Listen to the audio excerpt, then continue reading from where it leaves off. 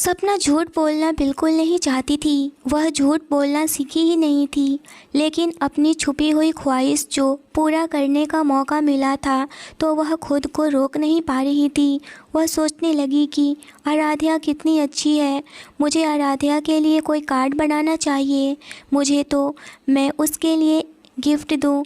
मैं expensive gift तो नहीं बाय कर सकती हूँ, बट खुद से ही कुछ हैंडक्राफ्ट करके उसे गिफ्ट में दे ज़रूर सकती हूँ।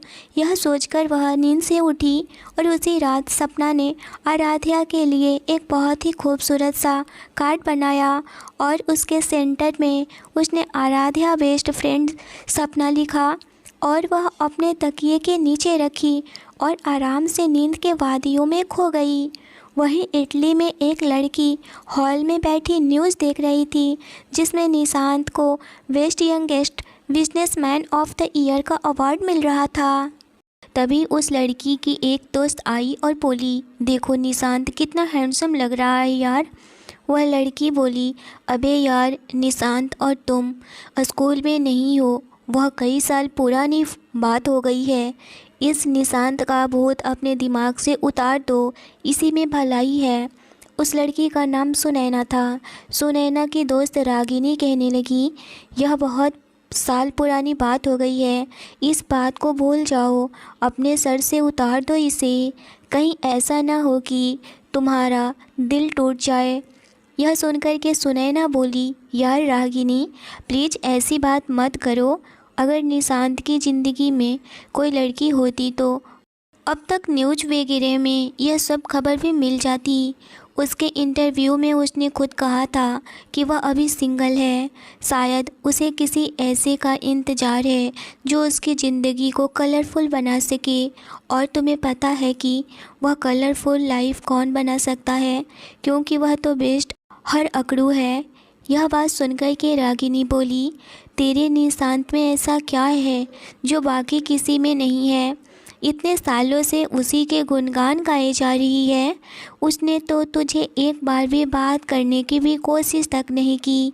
तू कहाँ है, तुझे जानना भी ज़रूरी नहीं समझता है। वो स्कूलिंग टाइम ख़त्म हो चुका है और तू है कि अभी तक उसी को पकड़ कर बैठी है और वह पता नहीं कहाँ कहाँ होगा। 8th क्लास तक तुम दोनों बेस्ट फ्रेंड थे और तुम दोनों एक ही बेंच पर बैठते थे, एक साथ खाते थे, कहीं बाहर भी जाते थे तो एक साथ ही जाते थे। वह कहता था कि वह आसानी से रिश्ते बनाते नहीं थे, लेकिन जब बनाता था तो उसके बॉडी से जान निकल सकती है, लेकिन मन से वह रिश्ता ख़त्म नहीं होता। खुद तुम ही बता रही थी। पर आज क्या हो गया? आज तो वह जानने की भी कोशिश नहीं कर रहा है कि तू जिंदा है भी या नहीं। तू कहाँ है? छोड़ना उन सब बातों को। वह प्यार ही क्या जो ऐसी सिचुएशन और शर्तों को देखकर किया जाए। मेरा निशांत के लिए जो प्यार है ना, वह ब्लाइंड ही है। I love him so much यार। मुझ जैसी लड़की उसे कहाँ मिलेगी? उसकी सारी बातें मानूंगी, उसे बहुत खुश रखूँगी। सुनैना और निशांत बेस्ट जोड़ी है ना? वह सुनैना इतराते हुए बोले जा रही थी। वहीं दूसरी तरफ कोई ऐसा था जो सिर्फ निशांत और सपना के बारे में सोच रहा था। सपना और निशांत यह जोड़ी बेस्ट रहेगी वर्ल्ड में। बस ऐसे ही बात बनती रहे। मुझे तो लगता है कि भाई की ज़िंदगी में जो कमी थी वह सपना ही पूरा करेगी। पुराने जख्मों का मरहम सपना ही है। उसकी मासूमियत भाई को ज़रूर पिघलने पर मजबूर कर देगी। यह कोई और नहीं बल्कि आराध्या सोचे जा रही थी। लेकिन तभी उसने अपने फ़ोन में कुछ ऐसा देखा और मायूस हो गई। आराध्या थोड़ा इमोशनल होते हुए बोली, सिद्धार्थ का फिर से एक लड़की के साथ में स्टेटस, कितनी जल्दी मूव ऑन कर लिया है ना। उसने मुझे लगा था कि जब मैं भाई को बताऊंगी कि मैं उन्हीं के बेस्ट फ्रेंड से शादी करना चाहती हूँ तो सब कितने खुश होते, लेकिन सिद्धार्थ ने तो एक छोटी सी बात पर रिलेशनशिप ही तोड़ दिया। कितना आसान है उसके लिए मूव ऑन करना, लेकिन मेरे लिए सब इतना मुश्किल क्यों है? क्या इस रिश्ते में सिर्फ मैं ही थी और सिद्धार्थ नहीं था? यह मुझे बिल्कुल भी ऐसा उम्मीद नहीं था कि वह लड़का ऐसा मेरे साथ कर सकता है, लेकिन वह तो सच में अजीब ही निकला। वहीं अगले दिन सपना के घर पर सपना बोली, माँ मैं कॉलेज जा रही हूँ, मैं सब काम कर दिया है। मीरा ताना मारते हुए बोली, हाँ जाओ, कहीं तुझे बाहर की हवा तो नहीं लग गई है, कदम संभाल कर रखना। लड़कियों को बिगड़ने में 2 मिनट नहीं लगता। घर से कॉलेज कह कर के निकलती हैं और किसी के बिस्तर पर पड़ी होती हैं। यह सुनकर तो अपनी सोच में गुम बैठी जूही को खांसी आ गई। मीरा उसकी पीठ सहला कर के बोली, क्या कर रही है बेटा, आराम से खाओ। वही जूही बोली, चलो सपना, मैं तुम्हें छोड़ देती हूँ। यह सुनते ही सपना के दिल में धक धक होने शुरू हो गई थी। वह कहना चाहती थी कि वह खुद चली जाएगी, पर फिर भी उसने हाँ में सर हिला दी, क्योंकि वह डर रही थी। डर की वजह से उसकी ज़बान भी लड़खड़ा रही थी। वह नहीं चाह रही थी कि किसी को भी उसके जाने की खबर लगे कि वह कॉलेज नहीं कहीं और जा रही है। वही मीरा बोली, अरे चली जाएगी, वह बच्ची नहीं है अब, और तुझे शादी की शॉपिंग नहीं करनी है क्या? कितना काम है, तो मत जाओ उसे छोड़ने। चल तू अपना काम कर, हमें शादी की तैयारी करनी है। यह सुनकर के सपना ने भी हाँ में सर हिलाई और बोली, मैं चली जाऊंगी, आप अपना काम करो। और इतना कहकर वह वहाँ से चली गई।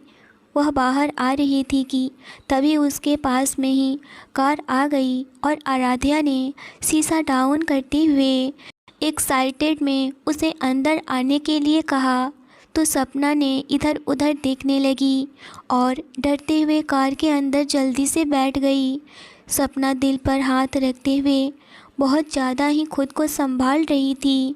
उसकी सांसें बहुत ज़्यादा ही लंबी हो चुकी थी और वह बोली, आराध्या तुम मरवा दोगी क्या? यहाँ क्यों आ गई? और मैं सच कहूँ, मुझे नहीं करना है यह सब।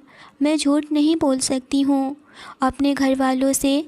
अगर मेरे घर वालों को थोड़ी सी भी भनक लग गई या फिर कुछ भी मैं गलत कर बैठी तो वह सब मेरे कॉलेज छुड़वा कर घर पर बैठा देंगे। और मैं नहीं चाहती कि मेरा कॉलेज छूटे, क्योंकि मैं पढ़ाई करना चाहती हूँ। वही यह बात सुनकर आराध्या बोली, अरे क्या हुआ अचानक से, हम कुछ बुरा कर रहे हैं क्या? कुछ तुम क्यों गलत काम कर रही हो क्या? इसमें गलत क्या है? नहीं ना, कुछ नहीं, अपना एंजॉय कर रहे हैं यार, और एंजॉय करना गलत नहीं होता है। अपने दोस्तों के साथ ही तो एंजॉय कर रहे हैं ना, इसमें गलती कहाँ से है? सपना ने नीचे सर कर लिया और बोली, हाँ कर सकते हैं एंजॉय। वैसे मैं तुम्हारे लिए कुछ बना कर लाई हूँ, क्या तुम देखना चाहोगी? सपना थोड़ी शर्माते हुए अपने बैग से वह कार्ड निकाली और आराध्या को दे दी। आराध्या सपना की तरफ देखी और फिर उसके हाथों में पड़े हुए कार्ड को देखी और बोली, यह कार्ड मेरे लिए? और वह ज़ोरदार हंसी हंसने लगी और बोली, वाह सपना, मुझे बचपन में भी कभी किसी ने कार्ड नहीं दिया। मैं इसे बहुत ज़्यादा संभाल करके रखूँगी। थैंक यू सो मच, तुमने मेरी बचपन के शौक़ को अब पूरा कर दिया। सपना और आराध्या मल्होत्रा मैंसन पहुँचे, जिसे देखते ही सपना की आंखें बड़ी बड़ी हो गई। बहुत बड़ा सा बंगला था वह, और बहुत ही आलीशान ऑफ वाइट कलर की थीम से पूरा घर सजाया हुआ था। किसी महल से कम बिल्कुल भी नहीं था मल्होत्रा मैंसन। सपना हैरानी से इधर से उधर देखते हुए बोली, इतना बड़ा घर, मुझे इतने बड़े घर में लेकर आई हो तुम? इतने बड़े घर में रहती हो? वहीं आराध्या बोली, हाँ रहती तो हूँ, अंदर तो चलो, अंदर से और अच्छा है। सपना आराध्या के साथ अंदर चली गई। वहीं आराध्या और सपना ने हाथ पकड़ा हुआ था। वहीं उसकी दादी माधुरी जी नाश्ते को टेबल पर लगवा रही थी। आराध्या उनके पास जाकर के बोली, ओ मेरी प्यारी प्यारी दादी माँ, यह है मेरी दोस्त यानी कि बेस्ट फ्रेंड मेरी सपना, और सपना यह है मेरी प्यारी प्यारी एकदम बेस्ट दादी माँ। सपना माधुरी जी को देखते हुए बोली, नमस्ते दादी माँ, कैसी हैं आप? वही माधुरी जी बोली, बैठो बेटा, मैं अभी जूस मंगवाती हूँ। सपना बोली, अरे नहीं दादी माँ, इसकी कोई ज़रूरत नहीं है। वही माधुरी जी बड़े ही प्यार से उसे देखते हुए बोली, क्यों नहीं, इतना वक्त हो गया है, भूख लगी होगी तुम दोनों बच्चियों को। आराध्या ने तो सुबह से कुछ खाया ही नहीं, उछल रही है सुबह से कि अपनी दोस्त को बुलाऊंगी। वही माधुरी जी ने सपना का हाथ पकड़कर उसे बैठा दी। माधुरी जी को सपना बहुत सीधी, सिंपल और प्यारी लड़की लगी। वही निशांत के अंकल आंटी भी टेबल पर बैठे हुए थे। उनको भी सपना ने नमस्ते किया और वह भी खुशी से उससे मुस्कुरा के बातें करने लगी। निशांत की आंटी बोली, और बताओ बेटा, तुम्हारा परिवार कैसा है, मम्मी पापा कैसे हैं? यह सुनकर के सपना थोड़ा इमोशनल हो गई और झिझकने लगी। वही आराध्या ने बात को संभालते हुए कहा, इन सब के बारे में मैं आपको बता दूंगी, अभी मेरी दोस्त के साथ मुझे बातें करने दो। देखा सपना, मैंने अपना फेवरेट खाना बनवाया है, क्योंकि तुमने तो अपनी पसंद बताई ही नहीं मुझे। आराध्या इधर उधर देखते हुए बोल रही थी, हाँ खाना तो लजीज है ना। वैसे भाई चले गए क्या दादी माँ? आराध्या को थोड़ा बुरा लगा कि निशांत चला गया, लेकिन सरप्राइज़ तो बाकी था। जब निशांत इस समय सीढ़ियों से किसी राजा की तरह उतर कर आया, उसके चेहरे के एक्सप्रेशन हमेशा स्ट्रिक्ट रहते थे। ऐसा लग रहा था जैसे कि कोई खूबसूरत राजकुमार अकड़ के साथ चलता हुआ हॉल में एंटर कर रहा हो। वही आराध्या मन ही मन मुस्कुरा रही थी। वही सपना ने निशांत को देखा तो दूसरी तरफ चेहरा कर ली, पर यह बात निशांत ने अच्छे से भी नोट कर लिया था।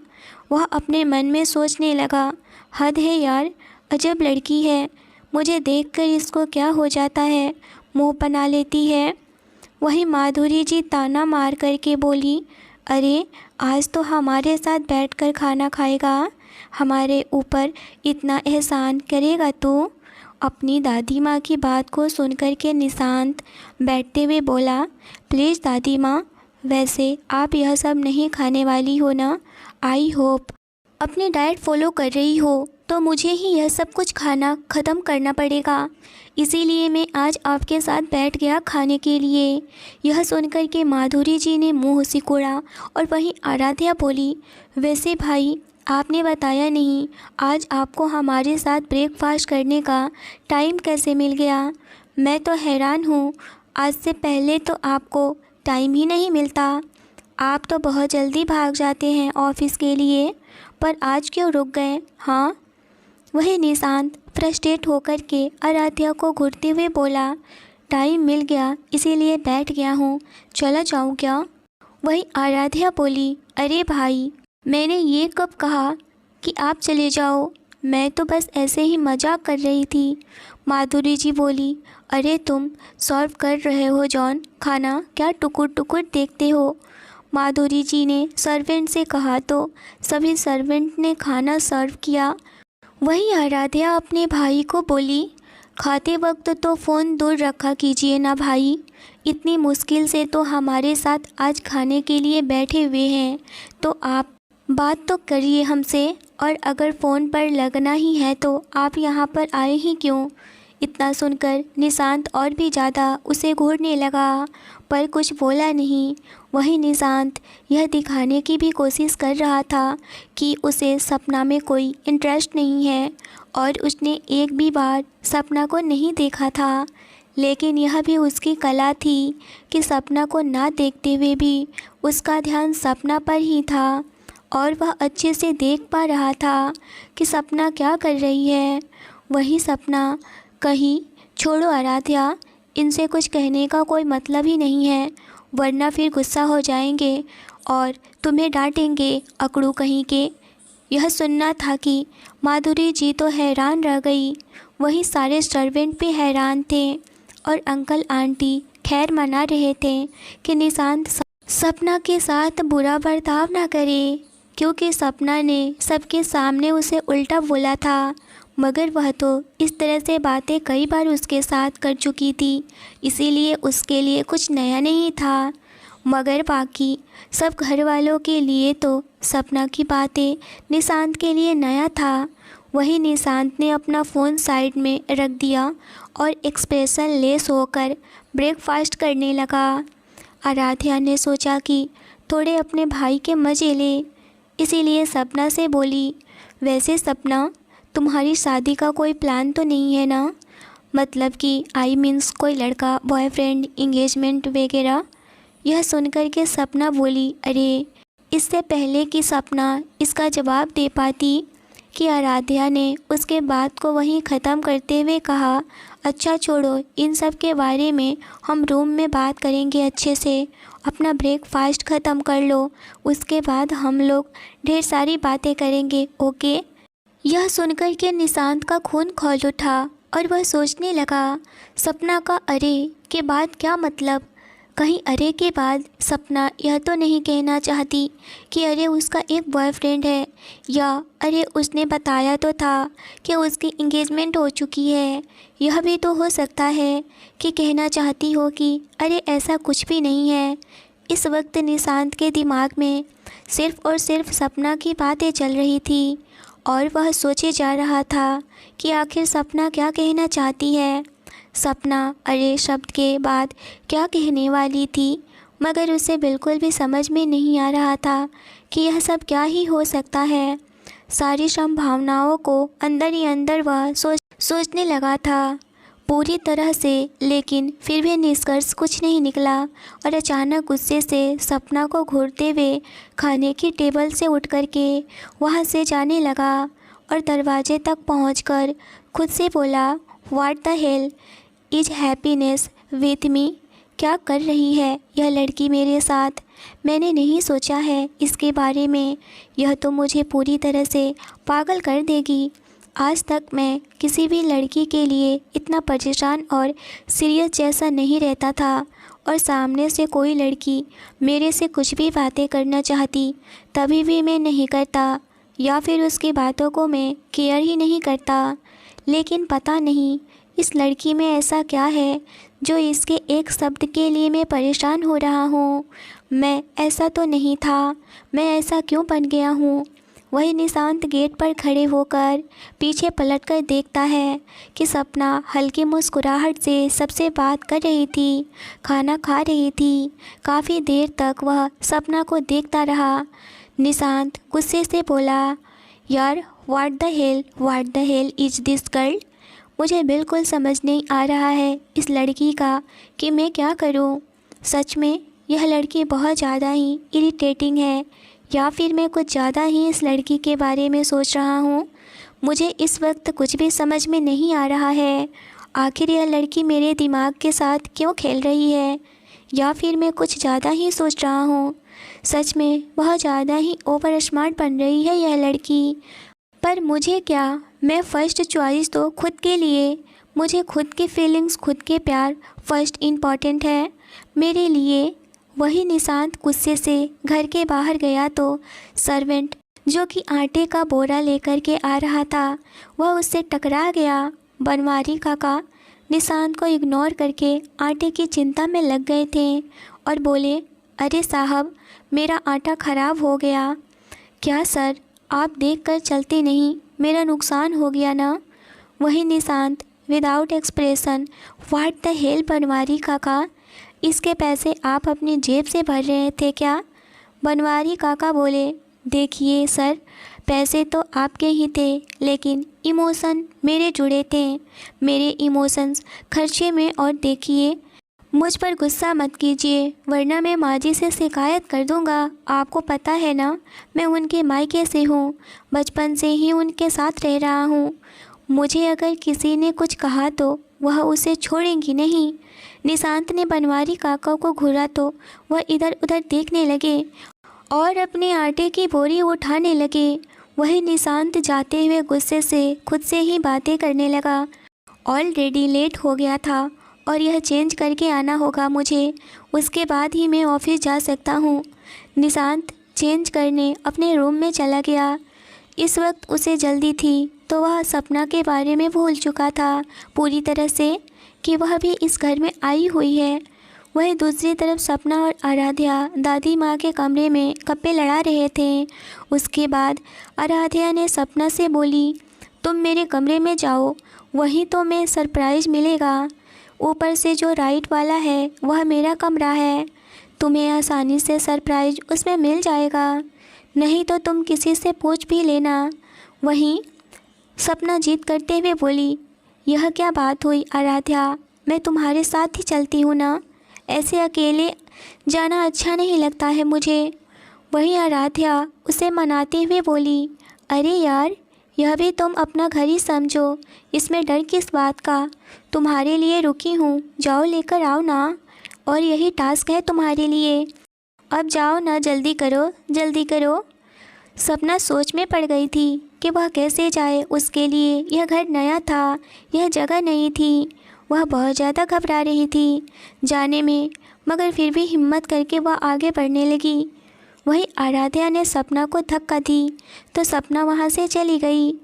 एक तरफ निशांत अपने कमरे में पहुँच चुका था, लेकिन उसने कमरे को लॉक नहीं किया था, वह जल्दबाजी में था, उसे अपने कपड़े चेंज करने थे, इसीलिए वह हड़बड़ी में आया और चेंज करने लगा, क्योंकि उसे बहुत जल्दी ऑफिस जाने का था। वहीं सपना ऊपर चलते हुए आराध्या का कमरा ढूंढ रही थी कि तभी ऊपर से राइट, लेकिन आराध्या ने तो बताया ही नहीं कि ऐसे खड़े होकर राइट या ऐसे खड़े होकर राइट। वह खुद में ही बड़बड़ाई जा रही थी। एक काम करती हूँ, दोनों ही कमरे में चली जाती हूँ, अपने आप पता चल जाएगा और जाकर बस वहाँ बैठ जाऊँगी, अगर गलत कमरा होगा तो वह बता देगी, सपना ने खुद से कहा। और उसके बाद वह कमरे में चली गई। लेकिन किस्मत से वह कमरा था जो निशांत मल्होत्रा का था। जैसे ही पर्दा हटाकर वह निशांत के कमरे में गई, उसकी आंखें फटी की फटी रह गई। इस वक्त निशांत शर्ट के बटन लगा रहा था। वहीं सपना को अपने सामने देखकर वह कुछ रिएक्ट कर पाता, उससे पहले ही सपना हवा की तरह वहाँ से छूमंतर हो गई। यह देख कर के सपना सोच में पड़ गई, हद है, यह कैसे मिल गए, क्या देख लिया मैंने, मुझे किसी से पूछ लेना चाहिए था। ज़रूर वह आराध्या का कमरा नहीं है, वहाँ जाकर बैठ सकती हूँ मैं, उनको कम से कम दरवाज़ा बंद करना चाहिए था ना, इतने लापरवाह हो सकते हैं, कोई भी जा सकता था। खैर मुझे क्या, वह काफ़ी ज़्यादा ही डरी हुई थी और शर्मा भी गई थी। कुछ देर बाद सपना ने किसी के कदमों की आवाज़ सुनी। उसे लगा ज़रूर आराध्या होगी। वह बेड से उठ कर के अभी बोलने वाली होती है कि तुम्हारे भाई को बिल्कुल भी तमीज़ नहीं है आराध्या, पता है अभी क्या हुआ। अभी वह पूरा बात बोलने को हुई, पर आधे शब्द उसके मुंह में ही रह गए, क्योंकि सामने निशांत खड़ा था जो उसे घूर रहा था, वह भी पैनिक निगाहों से। निशांत घूरते हुए बोला, मुझे देख कर के भागी क्यों। उसकी बातों को सुनकर के सपना बड़े ही धीरे से जवाब दी, वह आराध्या का कमरा ढूंढ रही थी मैं, उसी ने कहा पहले ऊपर जाने के लिए, वह कुछ सरप्राइज गलती से आपके कमरे में आ गई थी। वही निशांत ने एक कदम उसकी तरफ बढ़ाते हुए बोला, मैंने यह पूछा है कि तुम मुझे देखकर भाग क्यों गई थी। सपना ने एक कदम पीछे कर ली और उसकी तरफ देखते हुए बोली, अजीब है आप, जब आपने कपड़े नहीं पहने थे तो मैं वहाँ रुक कर के यह सब देखती, बताइए मुझे, ऐसी वैसी लड़की मत समझना। निशांत एक कदम उसकी तरफ और बढ़ा दिया और घूरते हुए उससे बोला, तो कैसी लड़की हो, कैसी लड़की समझूं मैं तुम्हें। सपना ने एक और कदम पीछे बढ़ाया और उससे बोली, वैसे तो बिल्कुल मत समझना जैसा आपने पहली मुलाकात में समझा था। यह सुनकर निशांत ने एक कदम और बढ़ाया और उससे बोला, तुम्हें सच में लगता है इस साइज के साथ तुम्हें मुझसे ऊंची आवाज़ में बात करनी चाहिए। किसी बच्ची के भी इतने शॉर्ट और छोटे हाथ नहीं होते जितने तुम्हारे हैं। और यह बताओ, कुछ खाती नहीं हो क्या? इतनी पतली कैसी हो? सपना पीछे तो होना चाहती थी, लेकिन अब तो पीछे बेड आ चुका था, इसीलिए वह पीछे झुकी हुई उससे दूर होना चाहती थी। वह बहुत ज़्यादा डर रही थी और बहुत ज़्यादा ही ऑकवर्ड फील कर रही थी, मगर उसकी परेशानियां निशांत समझे तब तो। निशांत उसके ऊपर झुका हुआ था। वही सपना की सांसें तेज चल रही थी और अब वह इतनी ज़ोर से सांस ले रही थी कि निशांत भी महसूस कर रहा था उसकी सांसें। सपना को उसके बाद आराध्या और दादी जी की आवाज़ आई तो उसने जल्दी से निशांत को धक्का मारी और जल्दी से दूसरी तरफ जाने लगी और निशांत उसका हाथ पकड़ लिया। यह महसूस कर सपना बोली, मेरा हाथ छोड़ो, आराध्या आ रही है और दादी माँ भी। वह देखेंगे तो पता नहीं क्या सोचेंगे। मैं अभी तुमसे एक सवाल किया था, तुमने उसका जवाब नहीं दिया। बिना जवाब सुने मैं जाने नहीं दूंगा। निशांत मल्होत्रा को आधी अधूरी बातें सुनना पसंद बिल्कुल भी नहीं है, समझी तुम? तभी सपना बहुत ज़्यादा ही घबराते हुए बोली, प्लीज़ प्लीज़ जाइए ना प्लीज़। सपना ने आंखें बंद करके मुट्ठी कस लिया और कहा तो उसके कान के पास गर्म सांसें महसूस हुआ और आवाज़ें आई, सब जानकर ही रहूँगा, सोच लो। उसे अपना हाथ हल्का सा महसूस हुआ और जब आंखें खोली तो वहाँ कोई नहीं था। सामने से आराध्या और माधुरी जी मुस्कुराते हुए आ रहे थे। आराध्या अनजान बनते हुए बोली, सपना भाई यहाँ क्या कर रहे थे? तुम दोनों कुछ बातें कर रहे थे क्या?